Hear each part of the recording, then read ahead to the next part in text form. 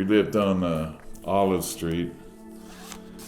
I was about 4 or 5 years old. We were both locked in the house with chicken pox. We both had it. And I think either Tommy had just had it and got over it or didn't have it, but I think they kept her over at Grandma and Grandpa's house. We had these metal, they're like lawn chairs back then, real bulky things, and it was kind of springy like, and you don't see them around much. If you do, they're antiques. But they were sitting on the porch, and they're like, kind of like lawn chairs, but they're huge. They were facing out towards the street, and there were 2 windows. And then there was a front door there on the porch. And the porch sit up, 3 or 4 feet off the ground. And I was sitting on the couch facing inside watching TV, and I was sitting on the top part of the couch rocking back and forth. And Carla was sitting on the couch below me, watching TV. Mom kept saying, "You better be careful.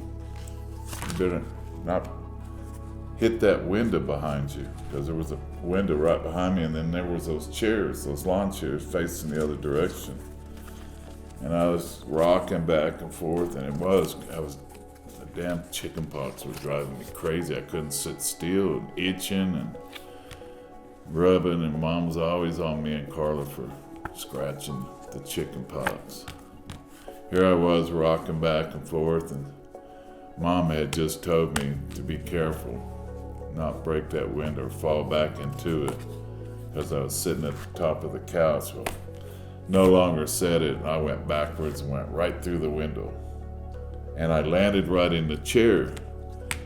And Mom went out, running outside. All I remember is her opening the door to look, and there I was sitting there, and we both looked at each other, and it was kind of like, small laughs started right then, because we were expecting the worst, me cut up, but I guess for when I went backwards, my feet and stuff blew the window away. There wasn't even no glass in the chair. It just busted the window and blew it out in the yard.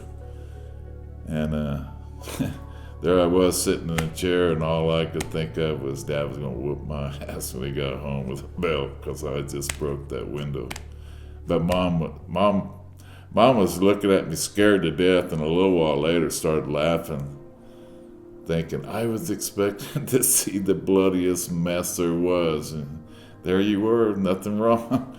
She said it was kind of funny. At first it wasn't, but it was kind of funny. Okay, these are pictures of my parents when they're young. That's a picture of Mom when she's a teenager. You can see that very good. In front of a giant Coca-Cola sign. She was very attractive when she was young.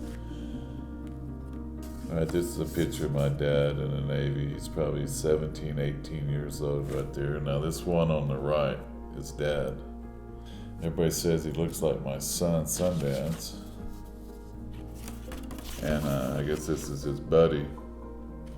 He's probably 17 years old, because he lied about his age to get in the service. Dad had been all over the world. We've got pictures here, stuff where Fiji Islands, South Seas. And he always said he'd been around the world a couple of times. So when Dad got out of the service, he never wanted to go on a vacation. So these were our vacations. And we went deer hunting or camping. As you can see, these are tents. This is Carla. And it's a picture of Dad and Rena when she's real small with his bow. He was a bow hunter. He was a rifle hunter and a bow hunter. But Dad always tried to instill hunting. And here's a picture of Dad, Christmas time and stuff. So that's what we did for vacations. We went camping and hunting, because Dad never wanted to go anywhere because he had been everywhere, which I didn't think it was fair for us. This is a picture of me when I'm less than 21. And this is back in the hippie days, us guys. I'm probably 18, 19, somewhere in there. We're at Fred's Bar in Juarez. I'm holding up a ham and cheese and avocado sandwich. You can get them for $1 at Fred's Bar. Plus, we're having alcohol because we were too young to drink, so we couldn't drink in bars in the United States, so we went to Mexico to do it. And as you can tell, we're all long hairs. This is Debbie Melton on the left, Mike Nunley, then me, and Robert Rhodes. And of course, we had a few beers and got buzzed. Now they want me to talk about these two guys. These were in our family photos.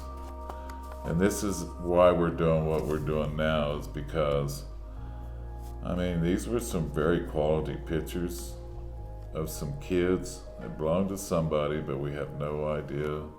Nobody can remember who they belong to, who they are, but it's kind of a shame that nobody knows, but they're pretty kids and everything. But that's kind of why we're doing the things we're doing right now. Like, this is a picture of Carla and Rena when Rena and her probably were getting along really good about that time. And Carla was going back to church at that time. But when Carla was drinking, she was hard to get along with. And here's other pictures of Carla and Rena. Rena's pretty young then, but you can tell how happy they were. When Carla went to church and stuff and didn't drink, life was pretty good. You can see here some more. Like, here's a picture of Aunt Tommy come to visit, and Rena really looked forward when Tommy came along. Tommy was like Mrs. Santa Claus. She always had to shower you in gifts, boy. And you can even ask her son today how she was. But everybody always looked forward to seeing Tommy because she always had surprises for you. And Rena's pretty small then, like she is here with Grandma. This is Alvina. Now here's a picture. I guess Tommy's behind the camera, but it's Mom, Rena's a teenager here, and here's Michael, father, which is my brother-in-law, Tommy's husband, and Michael's a little baby, and then Carla. And this picture, I can tell, is taken down by the beach, but it looks like Tommy took it, and everybody looks so young in that picture. And it's a picture of Carla on the rim. I can tell by the shot. That's a good picture of her too. Everybody loved going in the Guadalupe Mountains, and that's where the rim is, up in the Guadalupe Mountains. It's a place you can go, and the road runs right on the edge, and it drops off a mile. You can see how the depth is right behind her. Here's Grandma and Rena. Grandma and Rena were real close. This is in Carla's and JD's house. It looks like me in the background, I can't tell. Some girls on my shoulder, which I don't know who it is. And here's Tommy and Carla. And I can't tell what they're doing. They're probably eating, or we're having Thanksgiving dinner or something, or Christmas dinner. And here's other pictures of Tommy and Carla. Those were good pictures of them. Now these are pictures of Tommy as a teenager. She was very likable, very popular. She was very pretty. Everybody liked her. She didn't have a stranger, that's for sure. And I guess this is Tommy, and Rena's holding a pillow of a dog, and there's a picture of the dog on the pillow. This is kind of stuff Mom should make for the grandkids. She was real good about that. But you can tell Rena's real excited about this pillow. And these are pictures of Tommy as a teenager when she came. She was very responsible teenager. She was already grown up, on her own and doing her own thing. But she's probably talking to some old friends of hers that she went to school with there on the phone. And this is a picture of Carla in her house. This is the bar she had. Oh, this picture of Carla. Marina's just a baby. Everybody in our family had dogs. We were dog lovers. But this was an old rock house that JD and Carla first rented when they were young. I'm still in school. I'm a junior in high school. I'm playing Caveman football then. Yeah, that's a long time ago. But here's a picture of me when I was playing Caveman football that year. I'm a junior in high school. I got nominated All-State. And this is me, number 83, right here. And I was a big jock in the day. I played football, basketball, and track. Now, mind you, they don't show me in the basketball pictures and stuff, or the track, because when you're playing football, they don't release you to the other teams until the football season's over. So you get left out, like the basketball and the track. The ones in the basketball and track are the ones that aren't playing football. So they have, and wrestling. Everybody said I was mean, but it was because I had such a crappy childhood life that's how I took my frustration out. I would knock the crap out of people playing football. I got a lot of fights on the field. But it was because I'd knock the crap out of somebody and they'd come back after me. By then, umpires and coaches are pulling people off each other. But the coaches didn't hold it against me because, they looked at it as I was doing my job, doing it better. And so I never got condemned for, a couple of times I did. Basketball. I got in trouble a couple of times for it. Wasn't allowed as much in basketball as it was in football. Oh my God, these are pictures of me when I'm young. Looks like I'm in my early 20s. I'm mid-20s here because this is my stepdaughter, Aubrey.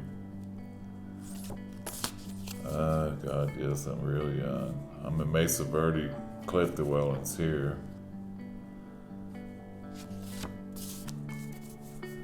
And at one time, I was a cowboy, had a beard. That's these pictures. Sundance. This is Sundance. They used to stock, they still do, stock trout down at the beach in Carlsbad here. And that one year, they had like some big trout that they got from the Indian reservation they stocked it with. And this is one of the trouts at Sundance. He was a good fisherman. He could catch fish better than I could, really. But he's at Grandma's house showing off his fish. He's pretty proud of that one. But I'm gonna say Sundance is probably about 8 or 9 years old right there. He's pretty young. This is a picture of Sundance when he was a baby. He was really born Clinton Michael Rutherford. But his mother nicknamed him Sundance and it stuck with him. But that's a picture of him then. It's a picture of us camping. Kids and I in a tent camper in Ruidoso. Looks like everybody's eyeballing the camera there. Because they all sure looking. Oh God, why do you have me pull these out? This is a girl from Kentucky I met. I can't even think of her name. God, I forgot it. This is Jeanette Skipper Harrington. And we went to a Halloween party. And I rode a Harley and we wore leathers. But instead of wearing costumes, we just wore our Harley leathers to the party. Oh my God, you make me look like a whore in that picture, showing all these girls. Kid, I'm not showing no more girl pictures. You're gonna cut this shit out. That's bullshit. I ain't putting those in. Oh, this is a picture of Cody and Sundance. This is one of the best vacations we ever had. We went to Purgatory. We went to Durango. And I remember, well, that was when the first movie of City Slickers came out when we went. And I'm going to say Sundance is about 8 or 9. Cody's about 12. But there was a ski resort called Purgatory. And we really went to Durango to go whitewater rafting and to go to Mesa Verde. Mesa Verde's a national park, but it's cliff dwellings and stuff of Indians. But they had this ski resort called Purgatory. In the summertime, you took a ski lift up, so there ain't no snow. So you either rode the Alpine Slide, which was like a luge in the Olympic, but it wasn't ice. It was made out of fiberglass. You had a board, you could ride down it, and it would fly down the mountain. But that's Sundance and Cody, peeking out the back, and I'm behind them with the camera. So anyway, these are pictures of Mesa Verde right here. And these are inside the cliff dwellings. These people were real small back then. But you can see how the kids are small. They look gigantic in some of these windows and doorways. But that there is Cody. And this is Cody Sundance. That was a very good vacation. Me and the boys. Didn't take a camera all the time, but this is a few of the pictures that where we went skiing. This is me, and then this is Sundance, and then this is Cody. You can tell it's cold. And then that's just me and Sundance in a gondola. Cody skiing right there. But we used to have a blast. This is a dog I had named Shiloh. He was a good dog. I like yellow labs or Labrador retrievers. We had a black lab called Shadow. Then we had this dog, Shiloh. Shiloh died of cancer. We have one now. His name is Duke, but he looks just like Shiloh here. Labs are really good dogs. This is a picture, and why you got the worst one, you can't see it, but it's a picture Cody killed a 5-point buck up in Collins Hills, but he made a long shot on it. I was really proud of him on that one, and he was proud too. Oh, this is one, March 26, 1977, my father got killed in a mining accident after him and I hadn't spoke to each other in over 5 or 6 years. The story my mom's telling me on the phone is my father got killed that morning. And he was working his day off, and he told me he wasn't going to work no more. So yeah, it was devastating to me that after 5 or 6 years, we didn't talk to each other, and then all of a sudden we forgave each other, and he gets killed. I was kind of mad at the Lord then, and people convinced me later not to be, because at least I got to say my goodbyes, and we got to forgive each other instead of, you imagine how horrible I would have felt if we'd never forgave each other. So, all right, this is for my kids and my grandkids. So if you get in this situation in life, I know you argue with your parents and stuff, you always need to finish by saying I love you, because you never know when's the last time you're going to see them. It's kind of like the situation here. So this was so devastating to me.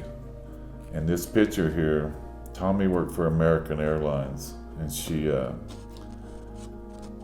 got to fly all over the place. All she had to do is pay taxes, so it was real reasonable. Tommy had taken Mom and Rena and Carla and all the girls to Disneyland. I didn't get to go with him. So this was kind of to make up for me not going to Disneyland with them. So she asked me, where would you like to go? She named off places. She named off Acapulco.